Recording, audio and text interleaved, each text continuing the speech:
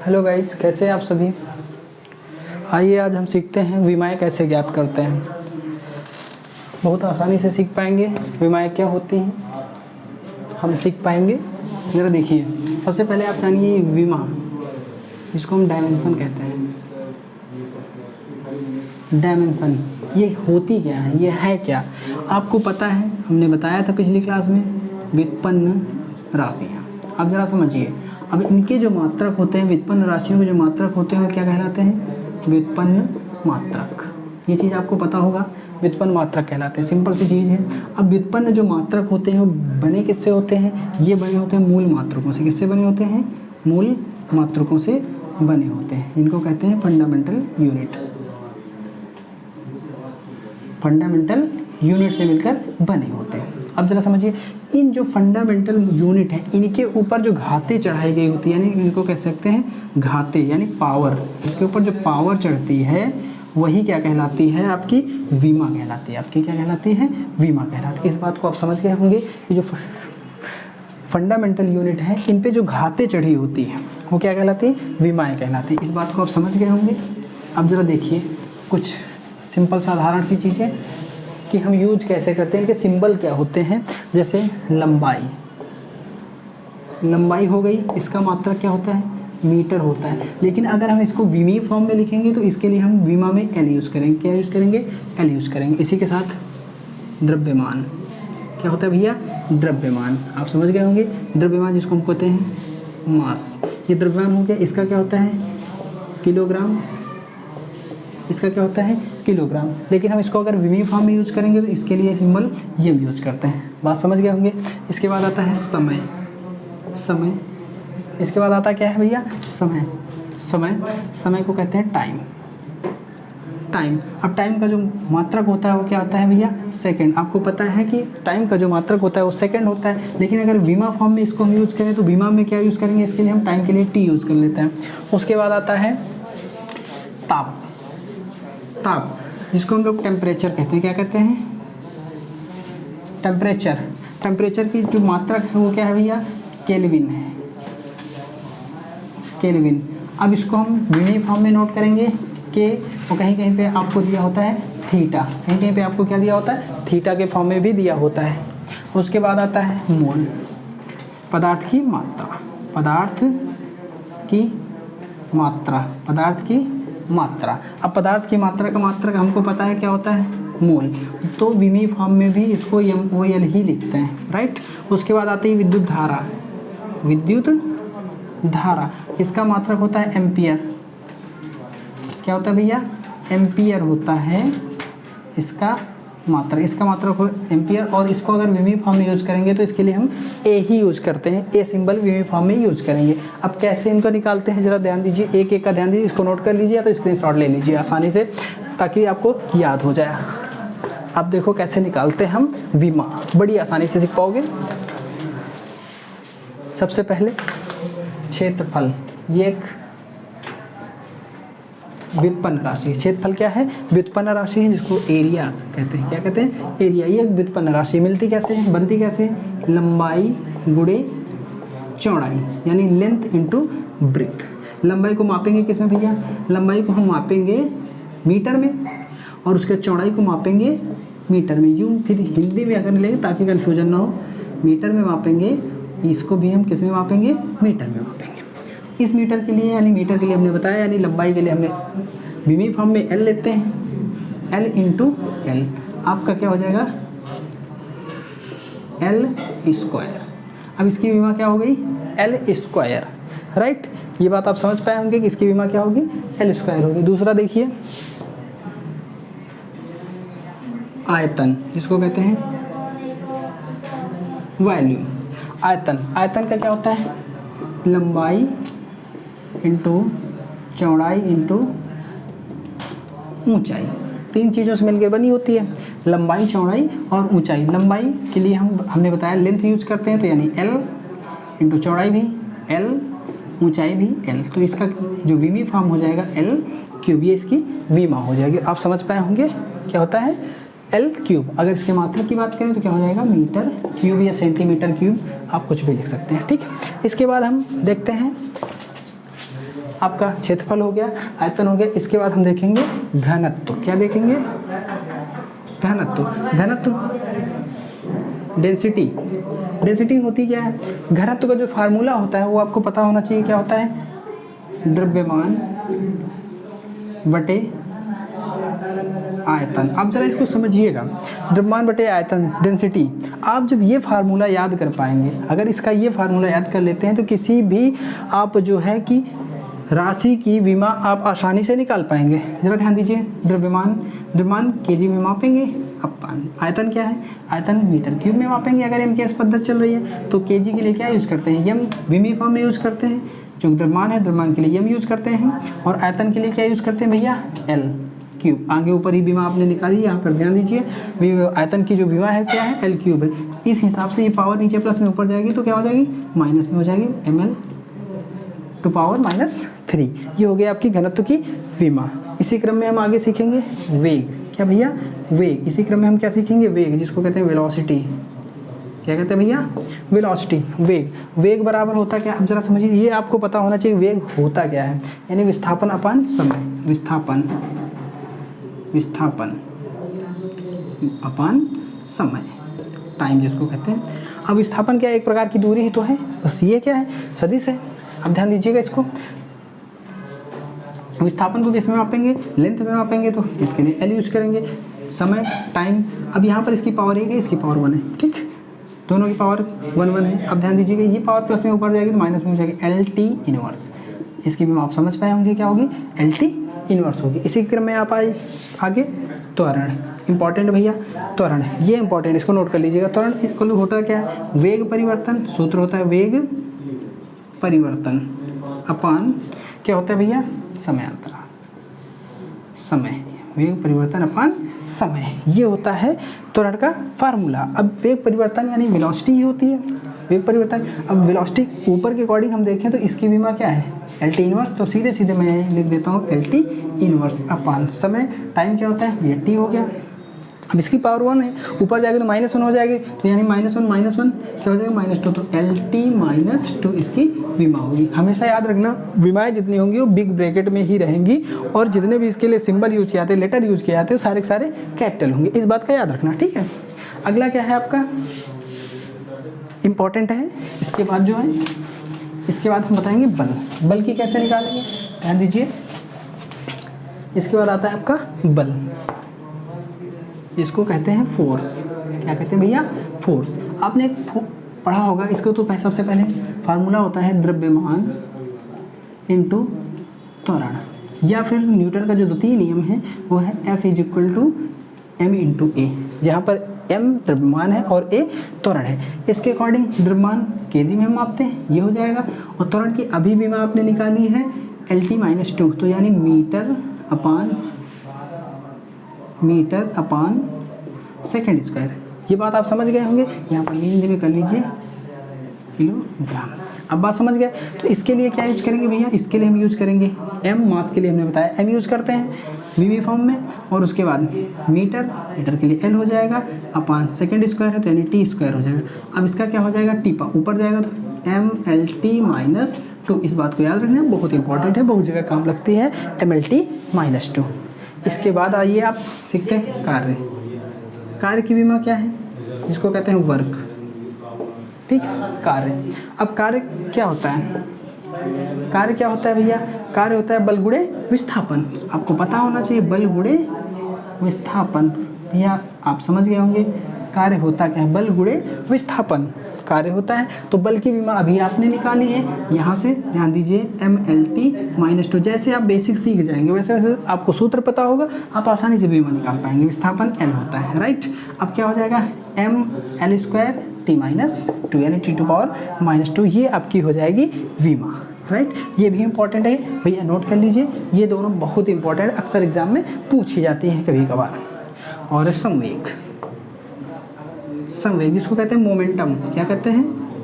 Momentum. भाई इसको कहते हैं मोमेंटम। आपने पढ़ा होगा मोमेंटम क्या होता है? द्रव्यमान इंटू वेग, यानी द्रव्यमान और वेग का जो गुणन होता है वही संवेग कहलाता है। संहति इंटू वेग, इसको कह सकते हो आप संहति। संहति कहते हैं मास को, संहति यानी संहति इंटू वेग। अब इस बात को समझ गए, संहति क्या होता है? Mass into velocity. अब इस बात को समझ गए होंगे। अब बात समझ में आई ये। तो यहाँ पर द्रव्यमान के लिए हम यम यूज करते हैं, वेग अब हम विमा इसकी सीधे यूज करेंगे LT इनवर्स। तो इस हिसाब से संवेग की जो विमा हो जाएगी क्या हो जाएगी? MLT inverse. ये आप इसको सीख पाए होंगे, नोट कर लीजिए। नोट जरूर बनाते रहिएगा, नहीं तो आफ्टर वीडियो आप भूल जाएंगे, सारा का सारा इरेज हो जाएगा। इसलिए हमारे साथ में आप नोट बनाते चलें ताकि आपको बात दोबारा पढ़ने में आसानी हो सके। अगर आपकी कोई क्वेरी हो तो आप कमेंट में पूछ सकते हैं। उसके बाद आता है शक्ति। शक्ति जिसको हम लोग कहते हैं पावर। आपके पास कितनी शक्ति है? बच्चे, छोटे छोटे बच्चे कहते हैं कि आपके पास कितनी शक्ति है, दिखाइए ज़रा। तो इस बात को हम यहाँ देखिए, इसकी विमा क्या होगी, आसानी सीखने का तरीका क्या है। तो शक्ति क्या होता है? कोई कार्य है आपको दे दिया गया, कितने समय तक कर सकते हो ये, ठीक। कार्य बटे समय, कार्य बटे समय होता है आपकी शक्ति, यानी वर्क बाई टाइम, जिसको हम कह सकते हैं वर्क बाई टाइम, राइट। अब जहाँ ध्यान देने वाली बात है, अब आपको कार्य की विमा पता होनी चाहिए, यानी आपको कार्य की यहाँ पर विमा पता होनी चाहिए। जाहिर सी बात है, अगर आपको कार्य की विमा नहीं पता है तो आप गड़बड़ कर जाएंगे। तो कार्य की विमा इसके पहले अभी हमने बताई है, तो क्या होती है? ML²T-2, ये होती है कार्य की विमा अपान टाइम। टाइम का हो जाएगा T, अब यहाँ पावर 1 है, ऊपर जाएगा तो माइनस में हो जाएगा। इस हिसाब से हो जाएगा आपका ML²T⁻3, ये हो जाएगी आपकी यानी विमा। ये क्या है? कार्य की, वो सॉरी शक्ति की विमा। आपको पता चल गया होगा शक्ति की विमा क्या है। अब इसके बाद आता है दाब। इसके बाद क्या सीखेंगे? दाब, जिसको हम लोग कहते हैं प्रेशर, ठीक। इसको कहते हैं प्रेशर, ठीक। अब दाब क्या होता है भाई? दाब ये होता है बल बटे क्षेत्रफल, यानी कोई बल आप लगा रहे हो, कितने क्षेत्रफल पर लगा रहे हैं, बल बटे क्षेत्रफल। यानी जितना क्षेत्रफल कम होगा दाब उतना ज़्यादा होगा, क्षेत्रफल जितना कम होगा दाब उतना अधिक होगा, क्षेत्रफल जितना ज़्यादा होगा दाब उतना कम होगा। जैसे आपके ऊपर कोई दोनों पैरों से खड़ा हो जाता है तो आप उसको सहन कर सकते हैं, लेकिन अगर वही बंदा आप पर एक पैर से खड़ा हो जाता तो जिस जगह पे खड़ा है उस जगह का आपको ऐसा लगेगा कि नहीं यहाँ पर प्रेशर ज़्यादा पड़ रहा है, और हो सकता है उसको आप उसका वेट संभाल ना पाएँ। इस हिसाब से अब बल की विमा तो हमें पता ही चल गई क्या होती है, MLT⁻², ये बल की विमा हो गई। अपन क्षेत्रफल क्या भैया? क्षेत्रफल का L² होता ही आपको पता है, L² इसकी विमा होती है। अब इसके बाद ये ऊपर जाएगी पावर, यानी अगर इस L से ये कैंसिल हो गया, बचा क्या? ML−T⁻2, ये हो गई दाब की विमा। इसको ध्यान में रखिएगा। इसके बाद जो इम्पोर्टेंट पॉइंट है वो है गतिज ऊर्जा। गतिज ऊर्जा याद रखिएगा, सब ऊर्जाएं जितनी भी हैं सबकी विमाएं एक ही है, ठीक है। गतिज ऊर्जा, इसको ध्यान में रखिएगा। इसका फार्मूला आपने पढ़ा होगा, ½ mv²। ½ mv²। कांस्टेंट की तो कोई विमा नहीं होती, इसको छोड़ दीजिए। यहाँ पर m क्या है? मास है, मास है इंटू क्या है? वेलोसिटी है। क्या है? वेलोसिटी का स्क्वायर, वेलोसिटी का स्क्वायर। तो मास के लिए हम लोग विमा फॉर्म में ही m यूज करते हैं। वेलोसिटी का क्या हो जाता है? मीटर पर सेकेंड, यानी LT इनवर्स। अब इसका हम क्या करेंगे? होल ऑफ स्क्वायर कर देंगे। इस हिसाब से क्या हो जाएगी? ML²T-2, ये हो गई आपकी गतिज ऊर्जा की विमा है। इंपॉर्टेंट है, स्क्रीनशॉट ले लीजिए और साथ में नोट करते चलिए। इसके बाद हम बताएंगे गुरुत्वीय स्थितिज ऊर्जा। इसी को इसी वक्त देख लीजिए, गुरुत्वीय स्थितिज ऊर्जा। चलो बताते हैं। हमने कहा ऊर्जा की विमाएं सब समान होंगी, कोई भी ऊर्जा हो, गतिज ऊर्जा हो, स्थितिज ऊर्जा हो, ठीक है। गुरुत्वीय, अब हमने बात करी है गुरुत्वीय स्थितिज ऊर्जा। अब गुरुत्वीय स्थितिज ऊर्जा का जो फार्मूला होता है mgh, गुरुत्व की बात कर रहा है इसलिए हाइट पे होगी। अब जी यहाँ पे क्या है? गुरुत्वीय त्वरण है। m क्या है? वस्तु का मास यानी द्रव्यमान है। तो मास के लिए m यूज करेंगे।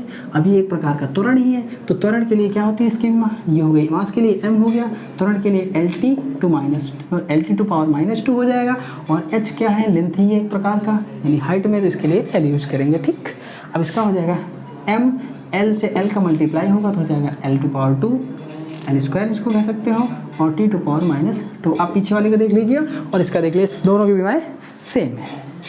इसके बाद आता है बल आघूर्ण। इसके बाद भैया क्या आता है, बल आघूर्ण आएगा। इसके बाद आएगा हमारा बल आघूर्ण। बल आघूर्ण आसानी से आप सीख जाएंगे, इसको टॉर्क कहते हैं। ठीक है, इसे आपने एक फार्मूला पढ़ा होगा, tau is equal to F into R, सदिश राशि होती है वैसे। ठीक है, तो ये F क्या है, बल गुणे दूरी, बल गुणे दूरी होती है। तो बल भैया, बल की विमा आपको पता ही है, mLT टू पावर -2 इंटू दूरी क्या है l हो जाएगी, तो ये क्या हो जाएगा ml स्क्वायर T -2। सेम विमा है, एक साथ लिखे गए हैं, आपको याद करने में आसानी हो जाएगी। इसके बाद आता है आवेग।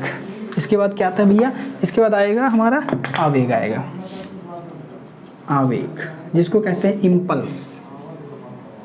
इसको क्या कहते हैं, इम्पल्स कहते हैं। आवेग होता क्या है, अब सबसे पहले तो इसका फार्मूला आपको पता होना चाहिए। इसका होता है बल इंटू समयांतराल, बल इंटू समयांतराल। अब आपको पता होना चाहिए बल की विमा, अगर आपको आती है तो आसानी से निकाल पाएंगे। बल की विमा होती है mLT टू पावर -2 इंटू समयांतराल के लिए t यूज करेंगे, आसानी से हम लोग जानेंगे। समयांतराल के लिए क्या यूज करेंगे, t यूज करेंगे। हो क्या जाएगा, अब ये t यानी इस पे पावर प्लस की है, इस पे पावर माइनस की है, तो हो जाएगा mLT, एक पावर कैंसिल हो जाएगी तो इनवर्स, इसका क्या हो गया mLT इनवर्स हो गया। ये आवेग की विमा है, इसको जरूर याद रखें। तो इससे इम्पॉर्टेंट जो है आवृत्ति, आवृत्ति ये बहुत इंपॉर्टेंट है, इसको नोट करते जाइएगा, ये बहुत इंपॉर्टेंट है। वैसे आवृत्ति का जो मात्रक होता है हर्ट्ज, होता है हर्ट्ज, लेकिन अगर इसकी विमा की बात करें तो हमेशा याद रखिएगा आवृत्ति जो होती है n इक्वल टू, आपने फार्मूला पढ़ा होगा 1/t। t है आवर्तकाल, t क्या है आवर्तकाल है, तो टाइम ही तो है, आवर्तकाल हो गया कुछ भी, यानी टाइम ही तो है वो एक प्रकार का। तो इसको आप लिख सकते हैं 1/समय, 1/समय, तो 1/, इसका हो जाएगा t, बात जरा ध्यान दीजिएगा, t हो जाएगा, इसकी पावर ऊपर जाएगा तो क्या हो जाएगा t इनवर्स, इसकी विमा हो जाएगी t इनवर्स, या फिर कहीं कहीं पर आपको दिया जाएगा m की power 0, l to power 0 and t inverse, आपको कहीं ऐसा गुमराह करने के लिए दिया जा सकता है। इसलिए सारे फॉर्म आपको याद होने चाहिए। इसके बाद सीखना क्या है भाई, इसके बाद हम देखेंगे, इसके बाद हम आएंगे पृष्ठ तनाव।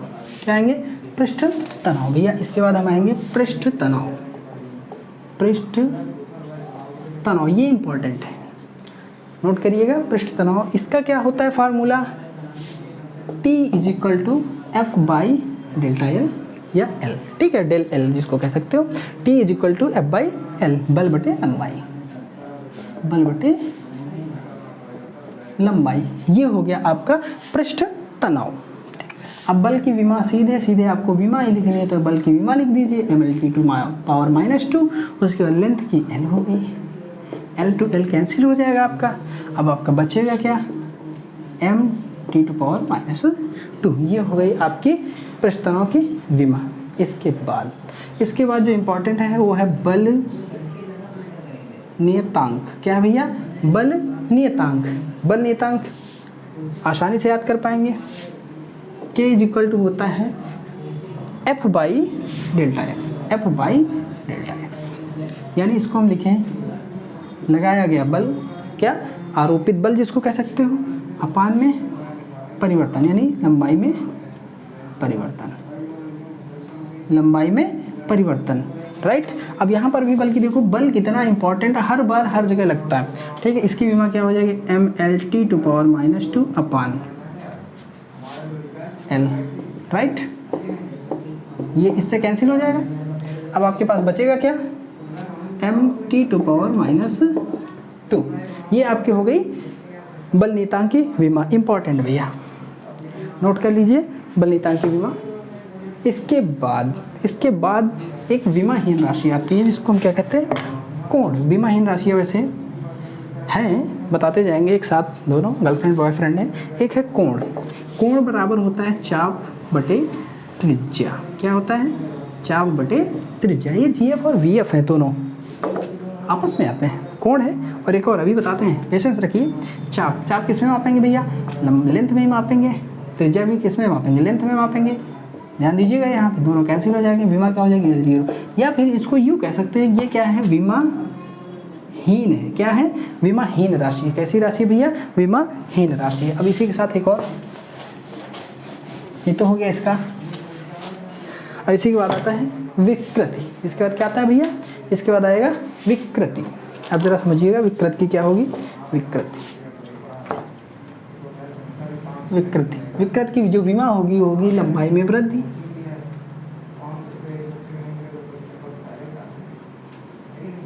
वृद्धि अपान लंबाई में वृद्धि अपान प्रारंभिक लंबाई। क्या होती है? प्रारंभिक लंबाई।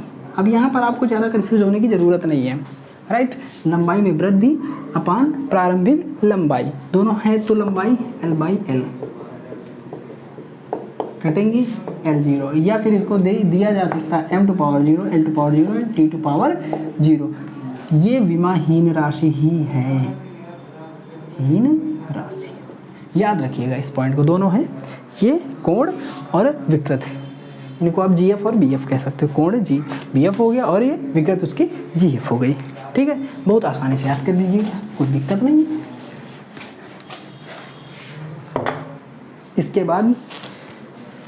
इसके बाद आप ध्यान दीजिएगा, जड़त्व आघूर्ण। क्या? जड़त्व आघूर्ण इंपॉर्टेंट हम करवा रहे हैं एग्जाम की दृष्टि से। आई इज इक्वल टू, आपने फार्मूला पढ़ा होगा mr²।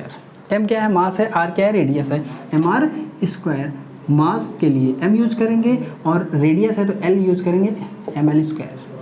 ठीक, ये हो जाएगी किसकी? जड़त्व आघूर्ण की विमा। याद रखिएगा। इसके बाद अब हम देखेंगे उष्मीय ऊर्जा। क्या भैया? उष्मीय ऊर्जा। उष्मीय ऊर्जा भैया, उष्मीय ऊर्जा की जो विमा होगी आपकी वो हो जाएगी ऊर्जा ही हमने कहा, जितनी भी ऊर्जा आएंगे सबकी विमा एक ही होती है, ml² T-2। सबसे अच्छा याद करने का तरीका, ऊर्जा वर्ड जहाँ पे आया तो सबकी विमा सेम हो जाएगी, चाहे उष्मीय ऊर्जा हो, चाहे गुरुत्वीय ऊर्जा हो, और चाहे तो गतिज ऊर्जा हो, और चाहे ही वो स्थितिज ऊर्जा हो, सबकी विमाएं एक जैसी होंगी। इसके बाद आएगी आपकी गुप्त ऊष्मा। आप इसको सीखें, गुप्त ऊष्मा। अब इसका फार्मूला अगर आपको पता है तो आसानी से आप सीख जाएंगे होता क्या है। तो इसका फार्मूला होगा उष्मीय ऊर्जा अपान द्रव्यमान। क्या भैया? द्रव्यमान।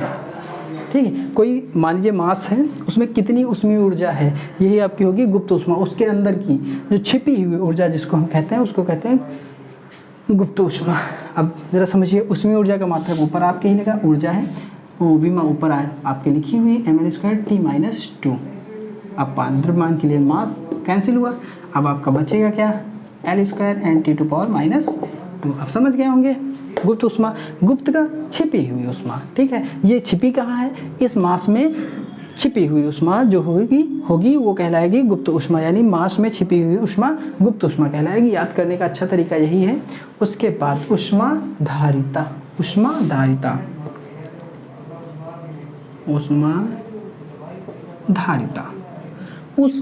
अब ऊष्मा को धारण, यानी कोई द्रव्यमान है उसने ऊष्मा को धारण कर रखा है, यानी कि कोई द्रव्यमान है उसने ऊष्मा को धारण कर रखा है।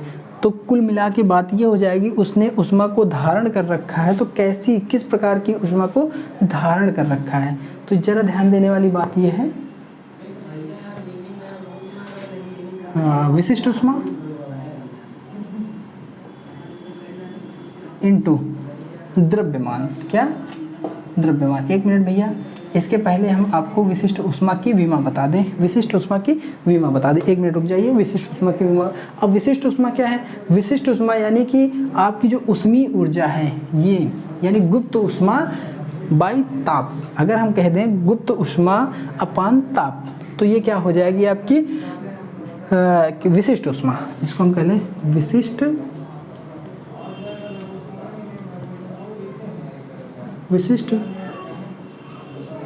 विशिष्ट ऊष्मा। अब विशिष्ट ऊष्मा का सीधे सीधे अगर हम फार्मूला बताएं तो भैया ऊष्मीय ऊर्जा एक विशेष प्रकार की है, ऊष्मीय ऊर्जा बटे द्रव्यमान इंटू ताप। अब यहाँ से अगर हम निकालेंगे तो ऊष्मीय ऊर्जा की विमा ml² T-2 अपान द्रव्यमान यम हो जाएगा, ताप का थीटा है केल्विन ले लीजिए, ये कटा तो ये क्या हो जाएगा L² T-2 and theta inverse. इस बात को समझ गए होंगे। अब इसको हम बताते हैं। अब हम ऊष्माधारिता का बताएंगे, ऊपर नोट कर लीजिए, इसको नोट कर लीजिए। तब भैया ऊष्माधारिता बताएंगे, ठीक। ऊष्माधारिता विशिष्ट ऊष्मा इंटू द्रव्यमान। विशिष्ट ऊष्मा आपकी ये हो गई तो हो जाएगी, यानी मैं लिख दूं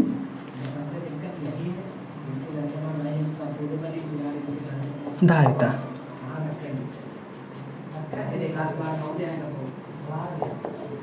इंटू द्रव्यमान, ठीक है। अब क्या हो जाएगा आपका L² T⁻² and theta inverse. ये हो गई आपकी विशिष्ट ऊष्मा इंटू क्या दे रखा है भैया द्रव्यमान m, मल्टीप्लाई करा दीजिए विमाओं का मल्टीप्लाई करा दीजिए, क्या हो जाएगा mL² T⁻² and theta inverse. ये थीटा है भैया, याद रखिएगा, ये ऊष्माधारिता की विमा हो जाएगी। उसके बाद हम देखेंगे, इसको मिटाते हैं पहले, पूरा बोर्ड साफ कर नोट करते जाइएगा, नहीं तो आप भूल जाएंगे। आप अपने नोट्स बनाते चलिए ताकि आपको याद करने में आसानी हो जाए। इसके बाद हम देखेंगे विन नियतांक, ये इम्पॉर्टेंट है। कौन सा नियतांक? विन नियतांक, ठीक। विन नियतांक, अब विन नियतांक होता है B = λm इंटू, हाँ विन नियतांक क्या होता है λm इंटू T, विन नियतांक हो गया आपका। अब यहाँ पर लैम्डा लेंथ ही होगी, टाइम टी हो गया, तो क्या हो, सॉरी टाइम टेम्परेचर हो जाएगा, क्योंकि टेम्परेचर की बात यहाँ पर चल रही है। तो इसके हिसाब से ये बीमा आपकी हो जाएगी, इसके लिए L यूज करेंगे, लेंथ इंटू थीटा, ये आपकी हो जाएगी बीमा L थीटा। इस बात को ध्यान में रखिएगा। इसके बाद आता है बच्चा स्टीफन नियतांक। कौन सा? स्टीफन नियतांक। स्टीफन नियतांक भैया इंपॉर्टेंट है, इस बात को ध्यान में रखिएगा। Q बराबर सिग्मा T⁴80 T⁴80, ये आपका हो गया स्टीफन नियतांक। अब इसके सीधे सीधे हम बीमा लिख देंगे mL/0, हाँ T-3 एंड थीटा की पावर 4, राइट। ये हो जाए आपकी mL/0, या फिर यूँ आप इसको लिख लीजिए mT⁻³ एंड θ⁴। ये हो जाएगी आपकी स्टीफन नियतांक की विमा। अब इसके बाद आता है विकृत। विकृत भाई विमाहीन राशि है, उसकी साली है, ठीक है। पहले कोण की याद रखिएगा, बहुत आसानी से याद होगा।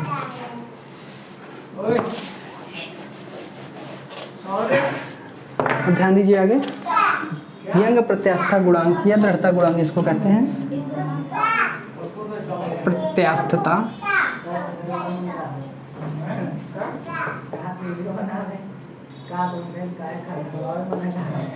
प्रत्यास्थता गुणांक, अब इसका निकालेंगे कैसे?